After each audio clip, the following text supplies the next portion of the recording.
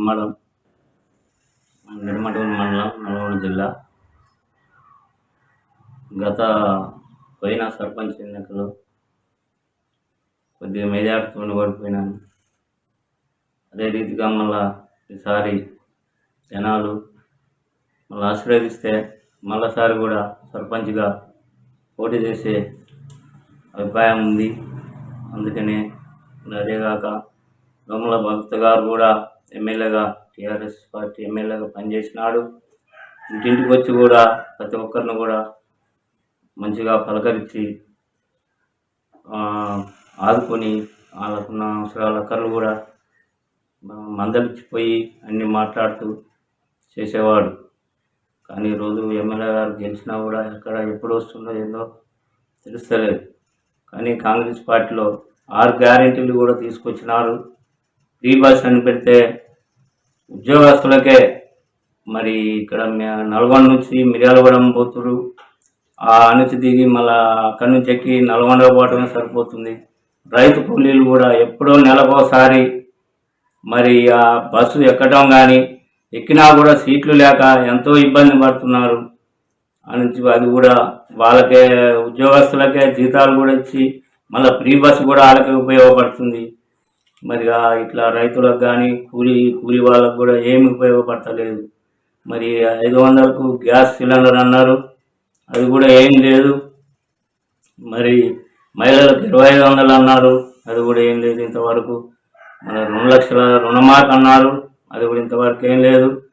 మరి ఈ ఎకరానికి 15,000 అన్నారు, అది కూడా ఇంతవరకు చేయలేదు. మరి ఆ 3 ఎకరాల మందమే ఇచ్చినారు, మరి 5 ఎకరాలు చెప్తున్నారు, ఇంతవరకు ఇవ్వలేదు. మరి ఏమి ఇచ్చేటట్టు లేదు, ఏం చేసేటట్టు లేదు.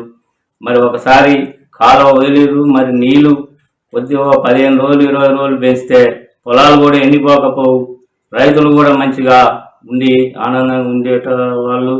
మరి పంటలు పండి మిల్లర్స్ కూడా నీళ్లు లేక పండిన పంటలకు చాలా దిగుబడి రాక మరి ఆ రేట్లు కూడా చాలా తక్కువగా 2500 కొని 2000 కూడా కొనేటట్టు లేదు.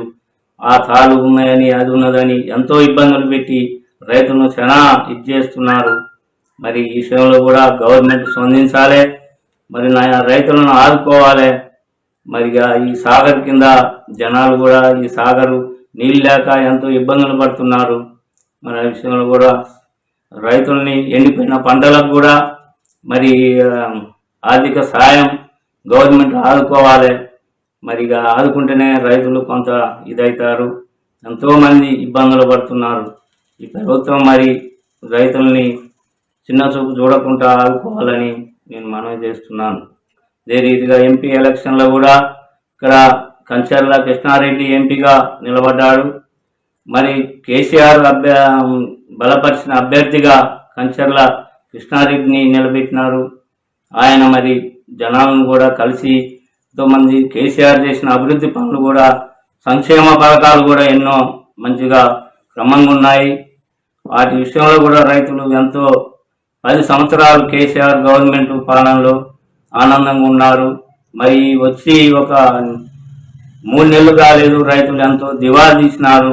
మరి వాళ్ళు కూడా మరి ఆ విషయంలో కూడా కొన్ని 2 లక్షల రుణమాఫీ చేస్తే కూడా బాగుంటుందని ఆలోచన అనుకుంటున్నారు రైతులు. ఆ విషయంలో కూడా గవర్నమెంట్ స్పందించాలి, ముందుకు రావాలి, సాయం చేయాలి, రైతులను కూడా ఆదుకోవాలని నేను కోరుతున్నాను. అదే రీతిగా మరి ఇక్కడ నోముల భగత్ గారు మరి మళ్ళా ఎంతో రైతులని దగ్గరకు వచ్చి ఆదుకొని మాట్లాడి పొలాలు ఎండిపోయినా కూడా చూస్తున్నారు, తిరుగుతున్నాడు. మరి అదే రీతిగా గవర్నమెంట్ మళ్ళీ ఈసారి ఎంపీ ఎలక్షన్లో కూడా జనాలందరూ కూడా ఆలోచించి ఓటు వేయాలని నేను కోరుతున్నాను. అదేవిధంగా మరి గవర్నమెంట్ ముందుకొచ్చి అన్ని పథకాలు కూడా అమలు చేయాలని కూడా నేను ఎంతో గవర్నమెంట్ని మనం చేసుకొని కోరుకుంటున్నాను. భగత్ గారు ఓడిపోవడానికి ప్రధాన కారణం సార్?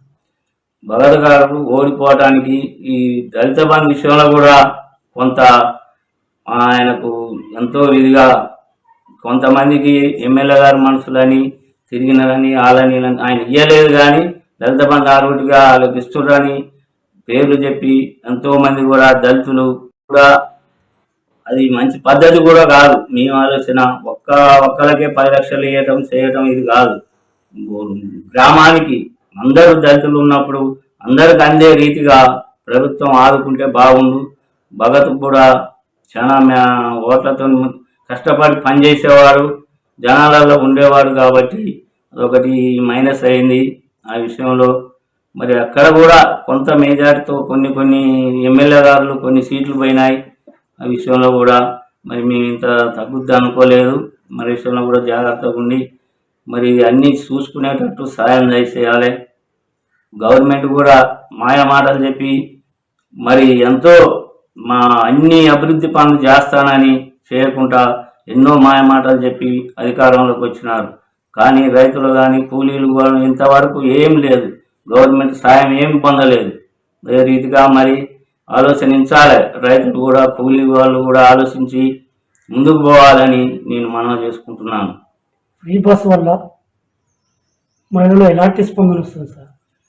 ఫ్రీ బస్ వల్ల ఉద్యోగస్తులకే ఇది కానీ ఈ టికెట్ తీసుకొని ఈ నుంచి హైదరాబాద్, నల్గొండ ఇక్కడ దిగినా కూడా జెంట్స్ మాత్రం నిలబడి డబ్బులు పెట్టి టికెట్ కొని నిలబడి కూడా ఎంత దూరమైన నిలబడాల్సి వస్తుంది. దీనివల్ల ఏమి ప్రయోజనం కూడా తక్కువే.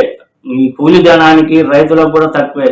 ఏమన్నా ఉద్యోగస్తులకే ఇది ఇక్కడ నుంచి మిర్యాలగూడ నుంచి నల్గొండ పోవటం, నల్గొండ నుంచి మిర్యాలగూడ రావటం, ఈ చుట్టుపక్కల ఊర్లకు ఉద్యోగస్తులకే ఇది అనుకూలంగా ఉంది. కానీ కూలి జనాలకు కానీ రైతులకు కానీ ఎప్పుడో నెలకోసారి రైతు ఎవరైనా అంగడి సామానికి వెళ్ళి నెలకోసారి పోవటమే కానీ ఈ రోజు పోయే వాళ్ళైతే ఎవరు లేరు, ఉద్యోగస్తులు తప్ప ఎవరు లేరు. టీఆర్ఎస్ పాలనలో ఈ గ్రామం ఎలాంటి అభివృద్ధి చెందింది సార్? బీఆర్ఎస్ పాలనలో కేసీఆర్ గారు కళ్యాణ లక్ష్మి 10 రోజులకే అభివృద్ధి చెక్కులు పంచేవాళ్ళు. మళ్ళీ ఇంకా ఏ విషయాలలో కూడా త్వరగా రైతు బీమా కానీ రైతు బంధు కానీ రైతుని చాలా ఆదుకునేవాడు. రైతు పొలం పెట్టుబడికి ఎమ్మటి అందించి ఆదుకునే విషయంలో కూడా ముందుగా ఉండేవాడు. ఈడే విషయంలో కానీ దేని విషయంలో కానీ రైతులు ఎలాంటి ఇబ్బంది పడలే. ఈ సంవత్సరం 3 నెలలనే వడ్లు అమ్మాలంటే ముందుగానే 2700 అమ్మితే తర్వాత 2000 కాడికి కూడా వచ్చే అవకాశం ఉంది. రైతులు చాలా ఇబ్బందులు పడి కూడా అమ్ముకుంటున్నారు. ఈ మిల్లు వద్దంటే ఆ మిల్లు, ఆ మిల్లు వద్దంటే ఈ మిల్లు తిరిగి కూడా చాలా ఇబ్బందులు పడి వడ్లు అమ్ముకునే ప్రసక్తి వచ్చింది ఇప్పుడు. అదేగాక మళ్ళీ కేసీఆర్ పథకాలు కూడా చాలా ఆలోచనగా ఎన్నో ఉన్నాయి. అవి కూడా మరి ముందుకు తీసుకొచ్చిండు, అన్ని చేసిండు. కానీ ఈ ప్రభుత్వం వాళ్ళు ఇంకా చేయాలని మరి వీళ్ళు కూడా ఆలోచన చేసి చేయాలని కూడా నేను కోరుకుంటున్నాను. అయితే కేసీఆర్ ప్రవేశపెట్టిండు దళిత బంధు, బీసీ బంధు మీ గ్రామంలో ఎంతమందికి అందించారు సార్? మా గ్రామంలో దళిత బంధు కూడా ఎవరికి రాలేదు. బీసీ బంధు కూడా 5గురికి వచ్చింది. ఇంకా వస్తాయని అనుకున్నాం. ఈ లోపల ప్రభుత్వం రాలేదు. దానివల్ల కొంచెం ఇబ్బంది పడ్డారు. అందువల్ల మనం ఇక దానివల్ల ఏం చెప్పేటట్టు లేదు. ఇక జనాలు కూడా మార్పు చూసారు.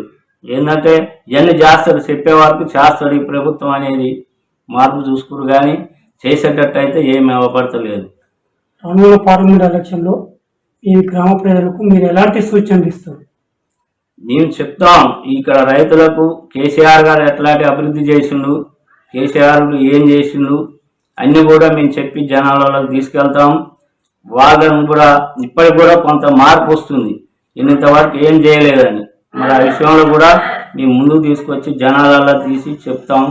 తిరిగి వాళ్ళకు కూడా ఆలోచన ఉంది. 3 నెలల్లో మాకేం చేస్తలేరు, రైతులు ఇబ్బంది పడుతున్నారు, కరెంటు కూడా ఒక్కోసారి రావట్లేదు, ఉండలేదని కూడా చాలా ఇబ్బందులు పడుతున్నారు. ఆ విషయం కూడా జనాలలో తీసుకుపోయి మేము అందరికీ వివరించి చెప్తాము. వాళ్ళు కూడా ఆలోచన చేసి బీఆర్ఎస్కు సపోర్ట్ చేసి ఎక్కువ మెజార్టీతోని ఎంపీని కూడా గెలిపించుకోవాలన్న ఆలోచన ఉంది.